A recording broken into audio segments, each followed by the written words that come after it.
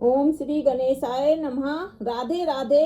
पुरुषोत्तम मातम अध्याय 15।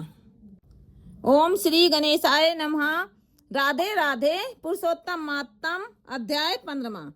वाल्मीकि ऋषि कहने लगे, इस प्रकार विष्णु की स्तुति कर ब्राह्मण सुदेव हरि के आगे बैठ गया। तब भगवान ऐसी स्तुति सुन मेघ के समान गंभीर वाणी बोले, हे वत्स, तुमने बड़ा घोर तप किया है, इसलिए जो इच्छा हो वर मांगो।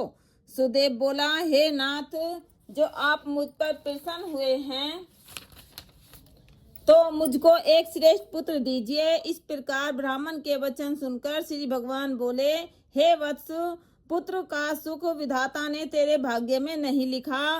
मैंने तेरे भाग पट के सब अक्षर देखे हैं, परंतु उनमें 7 जन्मों में भी तुझे बेटे का सुख नहीं है। भगवान के ऐसे वज्र प्रहार जैसे निष्ठुर वचन सुनकर जड़ से कटे हुए वृक्ष की तरह वह ब्राह्मण पृथ्वी पर गिर पड़ा। गौतमी अपने पति को इस प्रकार पड़े हुए देखकर अत्यंत दुखी हुई और स्वामी को पुत्र के सुख से रहित देखकर रोने लगी।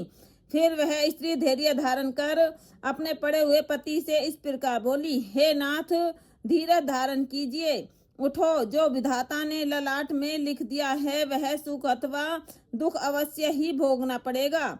इस प्रकार उस स्त्री के तीव्र शोक से युक्त वचन सुनकर उत्पन्न दुख से कांपता हुआ गरुड़ विष्णु भगवान से कहने लगा, हे हरे, आप इस शोक सागर में डूबी हुई ब्राह्मणी को देखिए और गिरते हुए आंसुओं से व्याकुल ब्राह्मण को देखिए। हे दीनबंधो, आपकी भक्तों के दुखों को न सहने वाली दया कहाँ गई?